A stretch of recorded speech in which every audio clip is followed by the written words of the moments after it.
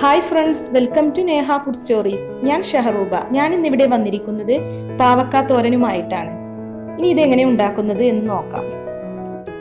ഒരു പാനിലേക്ക് 3 table spoon വെളിച്ചെണ്ണ ആഡ് ചെയ്ത് കൊടുക്കാം. ഇനി ഇതിലേക്ക് 1/4 ടീസ്പൂൺ കടുക് ആഡ് ചെയ്ത് കൊടുക്കാം.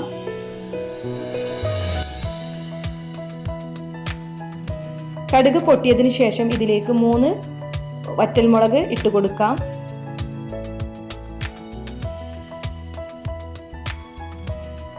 ഇതിലേക്ക് കുറച്ച് കറി ലീവ്സ് ആഡ് ചെയ്ത് കൊടുക്കാം. ഇതൊന്ന് ജസ്റ്റ് ഇളക്കി കൊടുക്കാം.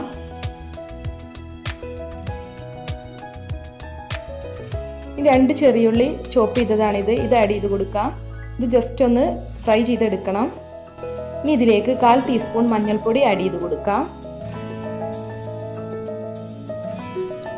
2 പാവക്കയാണ് ഞാനിവിടെ എടുത്തിട്ടുള്ളത്. പാവക്കയുടെ കുരുവെല്ലാം കളഞ്ഞ് കനം കുറച്ചരിഞ്ഞതാണിത്. ഇത് ആഡ് ചെയ്ത് കൊടുക്കാം.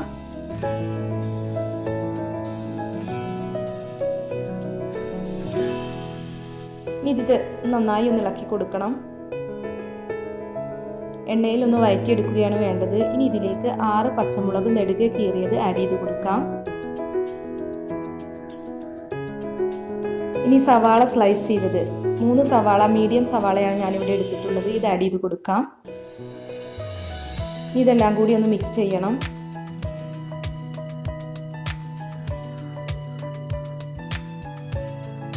ഇനി ഇത് അടച്ച് വെച്ച് കുക്ക് ചെയ്തെടുക്കാം. ലോ ഫ്ലെയിമിൽ ഇട്ട് വേണം കുക്ക് ചെയ്തെടുക്കാൻ. ഇനി ഇത് ഒന്ന് തുറന്ന് ഒന്ന് ഇളക്കി കൊടുക്കണം. അടിയിൽ പിടിക്കാതിരിക്കാൻ വേണ്ടി ഇടയ്ക്കിടയ്ക്ക് ഇളക്കി കൊടുക്കണം. പിന്നെ ചെറു തീയിലിട്ട് വേണം ഇത് കുക്ക് ചെയ്തെടുക്കാൻ. കുറച്ച് അധികം സമയം വേണ്ടി വരും. ഇതിങ്ങനെ നന്നായി എണ്ണയിൽ കിടത്തി വഴറ്റിയെടുക്കുകയാണ് വേണ്ടത്. എന്നാലേ ഈ പാവക്കത്തോരൻ്റെ കയ്പ്പ് മാറി കിട്ടുകയുള്ളൂ. ഇനി ഇത് അടച്ച് വെച്ച് കുറച്ച് നേരം കൂടി ലോ ഫ്ലെയിമിലിട്ട് കുക്ക് ചെയ്തെടുക്കാം.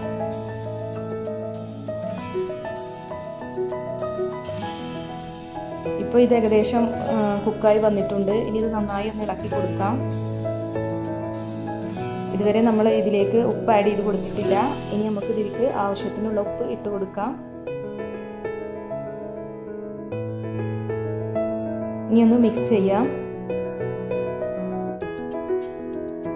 ഓരോരുത്തരുടെ ഇഷ്ടത്തിനനുസരിച്ച് എരിവ് കൂട്ടാം. അതിനുവേണ്ടി പച്ചമുളകോ വറ്റൽമുളകോ കൂടുതൽ എടുക്കാവുന്നതാണ്. ഇനി ഇതിലേക്ക് 2 കപ്പ് തേങ്ങ ആണ് ഞാനിവിടെ എടുത്തിരിക്കുന്നത്. ഏകദേശം ഒരു അരമുറി തേങ്ങയോളം വരും. ഇത് ചിരകിയ തേങ്ങയാണ്. ഇതിട്ട് കൊടുക്കാം.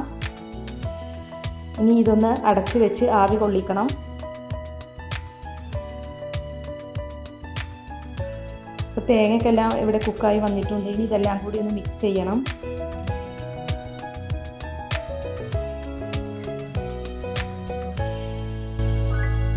ഇപ്പോൾ ഇത് നന്നായി മിക്സായി വന്നിട്ടുണ്ട്. ഇനി ഇത് അടച്ച് വെച്ച് 1 മിനിറ്റും കൂടി ഒന്ന് കുക്ക് ചെയ്തെടുക്കാം.